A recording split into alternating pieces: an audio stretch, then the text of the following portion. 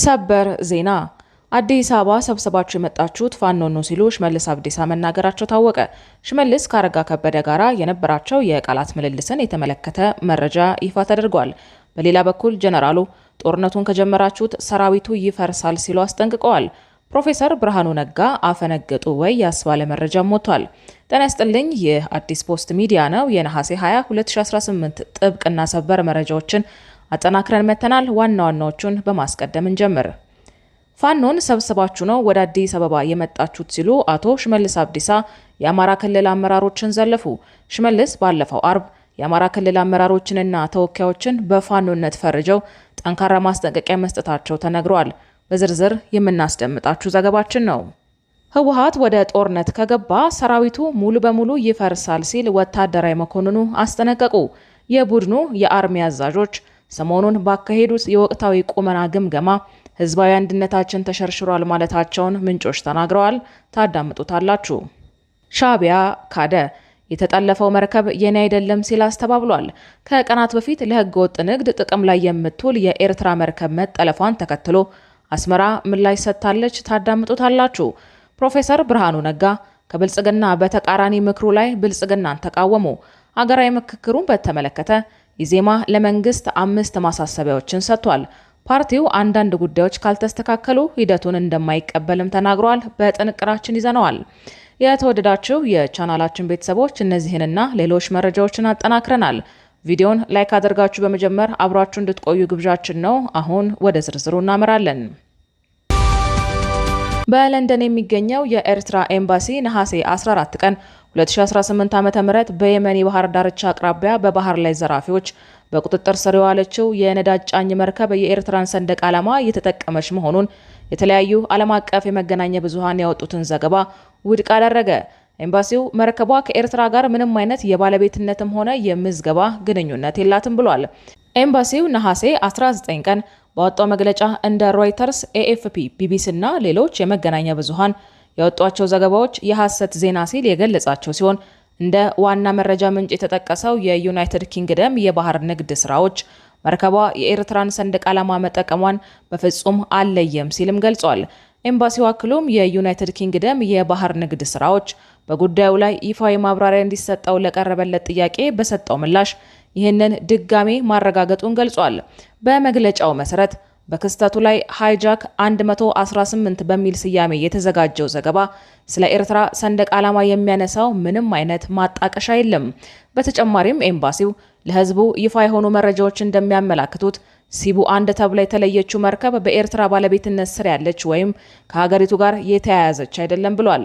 መርከቧ ዓለም አቀፍ የባህር ድርጅት IMO ባለቤትነታቸው ያልታወቁ ወይም ሻዶ ፍሊት አካል አድርጎ ከሚመደባቸው መርከቦች መካከል አንዷ መሆኑም ተገልጿል። እንደ ኤምባሲው ገለጻ የኤርትራ ቋሚ መልእክተኛ በባህር ድርጅቱ ወይም IMO በኩል እንዳረጋገጠው የድርጅቱ መዝገብ ቁጥር IMO 920476 የተመዘገበችው መርከብ ባለቤትነቷ ያልተለየ መሆኑን ያሳያል። በተጨማሪም መርከቧ የሐሰት የኤርትራን ሰንደቅ ዓላማ ትጠቀም እንደነበርና በኤርትራ ባለቤትነት ስር እንዳልሆነች ወይም በይፋ እንዳልተመዘገበች መልእክተኛው አረጋግጧል ተብሏል። ኤምባሲው የመገናኛ ብዙሃን ተቋማቱን የጋዜጠኝነት መርሆችን በመጣስ ክስተቱን በኤርትራ ላይ ለሚካሄደው የሐሰት መረጃ ዘመቻ ተጠቅመውበታል ሲሉም ከሷል። ሮይተርስ ባለፈው ሳምንት በሰራው ዘገባ በወቅቱ በአሜሪካ ማዕቀብ ስር የነበረችውና የኤርትራን ሰንደቅ ዓላማ ትጠቀማለች የተባለችው ሲቡ 1 የተሰኘችው የነዳጅ ጫኝ መርከብ በየመን አቅራቢያ በባህር ላይ ዘራፊዎች ተጠልፋ ወደ ሶማሊያ እንድታቀና መደረጉን አመላክቷል። ሮይተርስ ከዩኬ MTO ባገኘው መረጃ መሰረት እንደዘገበው ነሐሴ 14 ቀን ከአልሙካላ በምስራቅ በኩል 136 የባህር ማይል ርቀት ላይ 6 የታጠቁ ግለሰቦች ወደ መርከቧ መውጣታቸውን አመልክቷል።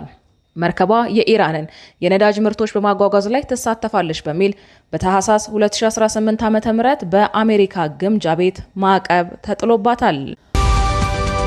ወደ ቀጣይ መረጃችን ስናልፍ በሀገራዊ ምክክሩ ላይ ከተሳተፉ የፖለቲካ ፓርቲዎች አንዱ የሆነው የኢትዮጵያ ዜጎች ለማህበራዊ ፍትህ ወይም ኢዜማ በቀጣይ የምክክር ሂደቱ ምዕራፎች መተግበር አለባቸው ያላቸውን 5 ማሳሰቢያዎች ይፋ አደረገ። ኢዜማ ዛሬ ረቡዕ ነሐሴ 20 2018 ዓ.ም በሰጠው መግለጫ ተመካካሪዎች በሙሉ ድጋፍ ያልፈረሙባቸውን ምክረ ሐሳቦች እንደማይቀበል ጨምሮ አስታውቋል። 4000 ተመካካሪዎችን አሳትፎ ከሐምሌ 8 ጀምሮ ከአንድ ወር በላይ የተካሄደውና በርካታ ጥያቄዎች የተነሱበት የምክክር ሂደት ቅዳሜ ነሐሴ 16 2018 ዓ.ም በተካሄደ መዝጊያ ስነ ስርዓት ተጠናቋል። ምክክሩ ቢጠናቀቅም ኮሚሽኑ የመጨረሻውን ምክረ ሐሳቦች ለመንግስትና ለሕዝብ የሚቀርቡበት እንዲሁም የትግበራ ሂደቶች እንደሚቀሩ ያነሳው ኢዜማ እነዚህ ሁለት ዋና ምዕራፎች በጥንቃቄ እንዲያዙ ሲል ማሳሰቢያ ሰጥቷል። ፓርቲው በማሳሰቢያው ከጠቀሳቸው 5 ነጥቦች ቀዳሚው የሀገራዊ ምክክር ኮሚሽን ለመንግስትና ለሕዝብ የሚያቀርበው በንባብ የቀረበውን የተመካካሪዎችን የመጨረሻ ምክረ ሐሳብ ብቻ መሆን እንዳለበት የሚገልጽ ነው። ኮሚሽኑ ምክረ ሐሳቦችን በሚያቀርብበት ወቅት በአጠቃላይ የምክክሩን መንፈስ ባከበረ መልኩ እንዲሆንም አሳስበዋል። ኮሚሽኑ በተመካካሪዎች የቀረቡትን 400 ምክረ ሐሳቦች ለሕዝብ ይፋ እንዲያደርግ የሚለው ሌላው የኢዜማ ማሳሰቢያ ነው።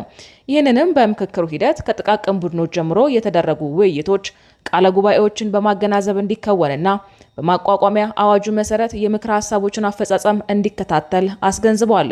የሀገራዊ ምክክሩ ሂደት ውጤታማ የሚሆነው የቀረቡት ምክረ ሐሳቦች ሙሉ በሙሉ ተግባራዊ ይደረጉ እንደሆነ የጠቀሰው ፓርቲው አፈጻጸሙም ከተገቢው ጊዜ በላይ እንዳይወስድ መንግስት በፍጥነት እንዲፈጸም አሳስቧል። የምክክሩን ምክረ ሐሳቦች አተገባበር የሚከታተል ገለልተኛና ሕጋዊ አካል እንዲቋቋምም ኢዜማ በመግለጫው ጠይቋል። ፓርቲው ማሳሰቢያውን በሰጠበት መግለጫው ሀገራዊ ምክክሩ በይፋ ከተጀመረበት ሐምሌ 8 2018 ዓ.ም ጀምሮ ባለው ረጅምና እልህ አስጨራሽ ሂደት ውስጥ በርካታ ስልታዊ ማነቆችና አሰራርን ያላከበሩ ችግሮች ማጋጠማቸውን ገልጿል።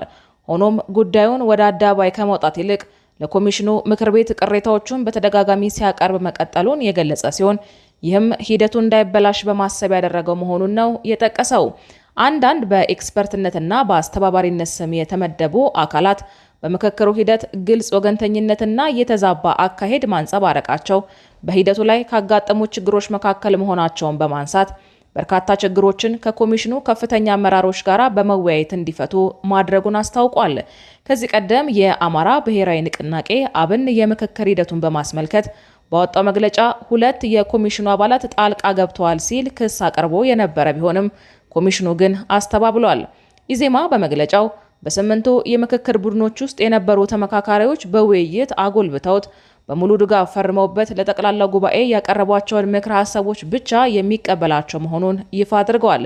በአጠቃላይ በሀገራዊ ምክክሩ የነበረውን ሂደት ከነጉድለቶቹም ቢሆን እንደ መልካም ጅምር እንደሚወስድ የገለጸው ኢዜማ ይህ ሂደት ችግሮችን በጠረጴዛ ዙሪያ ብቻ የመፍታት ልማድ እንዲዳብር አዲስ በር እንደሚከፍት ያለውን እምነት ገልጿል። በቀጣይ መረጃ ህወሓት ወደ ጦርነት ከገባ ሰራዊቱ ሙሉ በሙሉ ይፈርሳል ሲል ወታደራዊ መኮንኑ አስጠነቀቁ። የቡድኑ የአርሚ አዛዦች ሰሞኑን ባካሄዱት የወቅታዊ ቁመና ግምገማ ህዝባዊ አንድነታችን ተሸርሽሯል ማለታቸውን ምንጮች ተናግረዋል። የህወሓት ሰራዊት አዛዦች ከፌዴራል መንግስት ጋር አዲስ ጦርነት ከተጀመረ ሰራዊቱ ሙሉ በሙሉ ሊፈርስ እንደሚችል ህወሓትን ተቃውመው አዲስ አበባ የሚገኙ ከፍተኛ የጦር መኮንን ለአዲስ ሪፖርት አስታውቀዋል። ክረምቱን ሲጠበቁ የነበሩ የህወሓት አመራሮች ጦርነት ያልከፈቱት በዚሁ መነሻ መሆኑንም አስታውቀዋል። የህወሓት ሰራዊት አዛዦች ከፌዴራል መንግስት ጋር አዲስ ጦርነት ከተጀመረ ሰራዊቱ ሙሉ በሙሉ ይፈርሳል የሚል ስጋት ውጊያ ላለመጀመር መስማማታቸውን ለአዲስ ሪፖርተር የገለጹ ሲሆን መኮንኑ ይህንን ያሉት ሰሞኑን ህወሓት ባካሄደው ስብሰባ በዚህ ጉዳይ ላይ የደረሰበትን ግምገማ መነሻ አድርገው ነው። የአርሚ አዛዦቹን ሰሞኑን ባካሄዱት የወቅታዊ ቁመና ግምገማ ጦርነት ማካሄድ የሚቻልበትን አግባብ አንስተው ነበር። የግምገማውን ውጤት እንደሰሙ የገለጹት መኮንኑ የህወሓት አመራሮችና የአርሚ አዛዦች ህዝባዊ አንድነታችን ተሸርሽሯል ብለዋል። የሰራዊቱ የመዋጋት ፍላጎት መላላት፣ የሞራልም ውድቀት አሳሳቢ መሆኑን በግልጽ አንስተዋል። በሸረሪና ግንባር የተማረከው የተዋጊ ቁጥር ህይወታቸው ያለፈና የቆሰሉ ብዛት ወደ ሌላ ጦርነት ለማሸጋገር የማያስችል አማራጭ እንደሌለ አመላካች ነው የሚል ግምገማም ቀርቧል። መረጃውን አካፍለው አስተያየት የሰጡት መኮንኑ የሸረሪናን ጦርነት እንደ ማሳያ በማንሳት አዲስ ጦርነት ከመጀመር ይልቅ በመከላከል ላይ ብቻ በማተኮር ግጭት በማራባት ለድርድር ጫና እናደርግ የሚል እቅድ ይዘዋል። የት እንደሚያደርስ አላውቅም ብለዋል።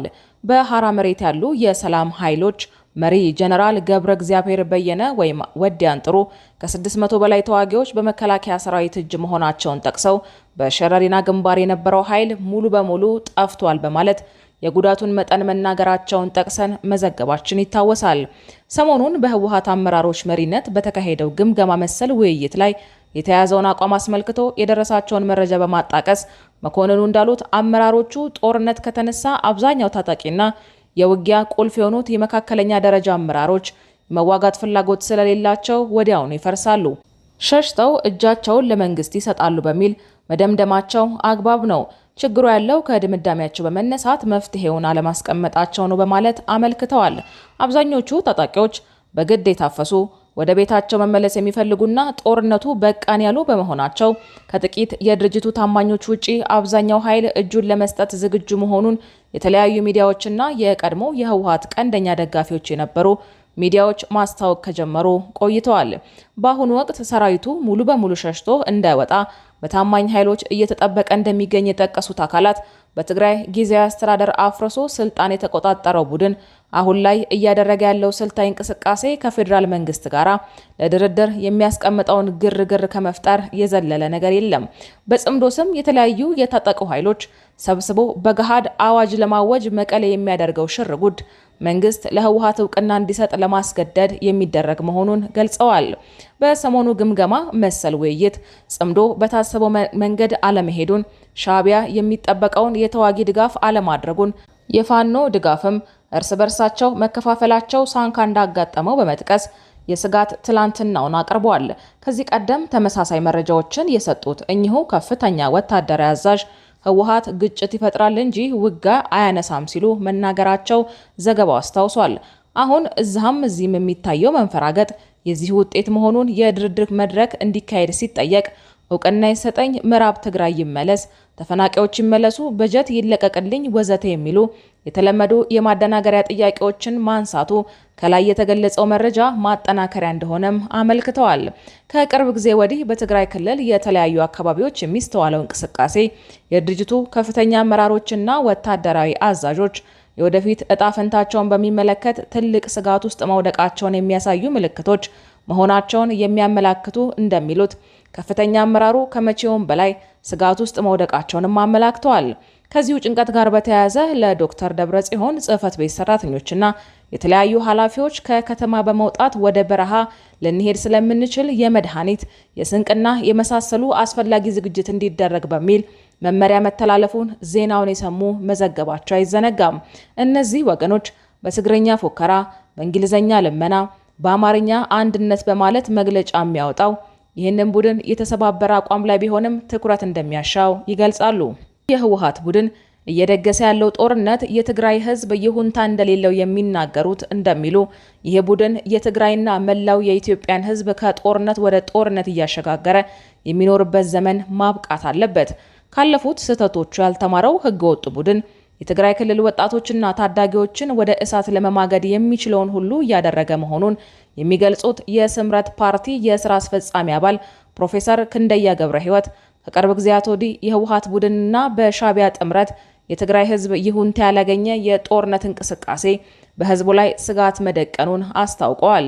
የሻዕቢያ ኃይሎች በአካባቢው የሚያደርጉት ጣልቃ ገብነትና የፖለቲካ ሁነቶች ጀርባ የሚሰሩት ሴራ በህዝቡ ደህንነትና በአካባቢው ሰላም ላይ ከባድ አደጋ መደቀኑን ፕሮፌሰሩ አመልክተዋል። በተለይም ከዚህ ቀደም የነበሩ ታሪካዊ ክስተቶችና ልምዶችን በመጠቀም በክልሉ የራሱን ጂኦፖለቲካዊ ፍላጎት ለመጫን እየሰራ ይገኛል። አካሄዱ በህዝቡ መካከል መከፋፈልን ከመፍጠሩ ባሻገር የቀጠናውን ዘላቂ ሰላም የሚፈታተን እንደሆነ ገልጸዋል።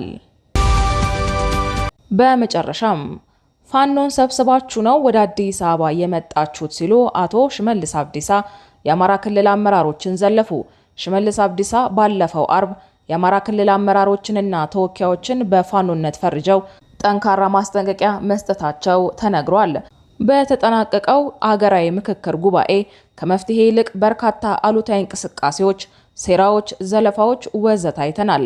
አዎንታዊ ሚና ይኖረዋል ተብሎ በሚሰበክበት መድረክ እነዚህ አሉታዊ ቅስቀሳዎች የተደረጉት ደግሞ በከፍተኛ ባለስልጣናት ጭምር ነው። ተመካካሪዎች አዲስ አበባ ከሌላው በተለየ ከኦሮሚያ ጋር መገናኘት የለባትም ብለው በመሞገታቸው በፋኖነት ተፈርጀዋል። ሽመልስ አብዲሳ ፋኖን ሰብስባችሁን የመጣችሁት በማለት የአማራ ክልል አመራሮችን ዘልፈዋል።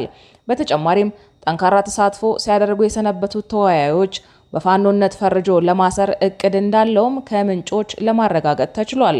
ከተመካካሪዎቹ እንደተሰማው ክትትል የበዛባቸውና የመጠቃት ስጋት የተደቀነባቸው ተሳታፊዎችም አሉ። የሆነ ሆኖ እነ ሽመልስ ፋኖን ሰብስባችሁ ነው የመጣችሁት ሲሉ የአማራና የኢትዮጵያን የጀግንነት ታሪክን ፋኖነትን ጭምር ነው የፈረጁት በሚል እነበለጠ ሞላ ተቃውመዋል ተብሏል። ክቡራትና ክቡራን የአዲስ ፖስት ሚዲያ ቤተሰቦቻችን ለሰዓቱ የተዘጋጁት መረጃዎች እነዚህን ይመስሉ ነበረ። መረጃዎቻችንን እስከ ፍጻሜው ድረስ ስላደመጣችሁ ከልብ እናመሰግናለን።